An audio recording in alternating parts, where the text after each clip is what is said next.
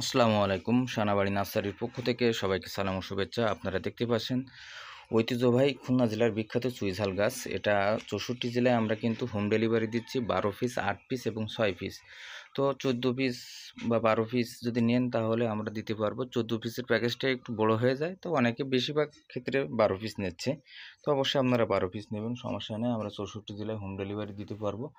আর যারা point delivery নেবেন তাদের ক্ষেত্রে এটা হবে এই যে 100 করে ক্যারেটে ধরে, এই যে ছোটো ক্যারেটে 50 পিস করে ধরে, এর মিডিয়াম যেটা আছে, আর যেটা বড় সেটা 100 করে ধরে। যারা বাণিজ্যিকভাবে বাগান করতে চান আমাদের কাছ থেকে চারা নিতে পারেন। এই যে দেখেন চারার কোয়ালিটি, ছোট বড় সব চারা আছে আমাদের কাছে। এই যে দেখেন কত সুন্দর গেট আপের চারা।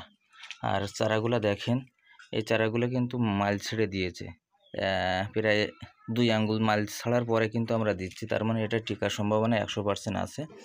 তো চারা কিন্তু আমরা জেতা চারা দিই। অনেকে বলে ভাই গাছ মারা যায়। মারা যায় এর কারণ অনেক আছে, ব্যাখ্যা বিশ্লেষণ করছি, অনেক ভিডিও দিচ্ছি, সেই ভিডিও থেকে আপনারা অবশ্যই দেখে নেবেন। আর যদি না বুঝতে পারেন আমাদের হোয়াটসঅ্যাপ নাম্বার দেওয়া থাকবে বা অফলাইন নাম্বার দেওয়া থাকবে, সেটাকে ফোন করে আপনারা জানতে পারবেন ইনশাল্লাহ। যতটুকু জানি আপনাদেরকে বোঝানোর চেষ্টা করব, কারণ চুইঝালটা বিশেষ করে পানি বেঁধে মারা যায় আর অনেক ছত্রাক লাগে এতে, সেজন্য ছত্রাকনাশক দেওয়া লাগে। পশলা রোগ আছে, প্লাস শুকনো একটা পশলা আছে, আর অতিরিক্ত পানি যদি জমে থাকে সেক্ষেত্রে গাছগুলো মারা যায়।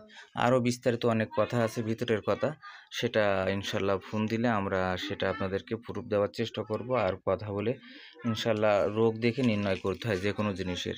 একটা বিষয় নিয়ে কথা বললাম হয়ে গেল সেটা তা না, ধরন দেখতে হবে কেন হলো। এই যে একটা বিষয়, এই যে পশলা আসছে, তো এটা স্প্রে করা লাগবে।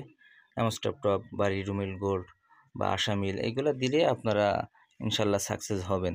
তো তারপরেও অনেক উস্তাদের মার শেষ রাত্রে একটা কথা আছে না, অনেক কিছু দিলেও কিন্তু কাজ হয় না, অনেক দামি ওষুধ খেয়েও কিন্তু কাজ হয় না। সিম্পল একটা ওষুধে কিন্তু কাজ হয়। দেখবেন বড় বড় ডাক্তারেরা অনেক দামি ওষুধ লেখে না, কিন্তু যারা অল্প বোঝে বা অল্প থেকে শিক্ষা গ্রহণ করছে তারা কিন্তু দামি ওষুধ লেখে, এবং রোগী কিন্তু হয়রানি হয় এবং টাকার আর্থিক ক্ষতিগ্রস্ত হয়। আর বড় ডাক্তারের ফি বেশি, কিন্তু ঔষধের দামটা নেয় খুব কম, লেখে আর কি। এটা হচ্ছে কি কথা, বুঝলে ভালো, না বুঝলে কিছু করার নেই। ভালো থাকবেন সবাই, আসসালামু আলাইকুম।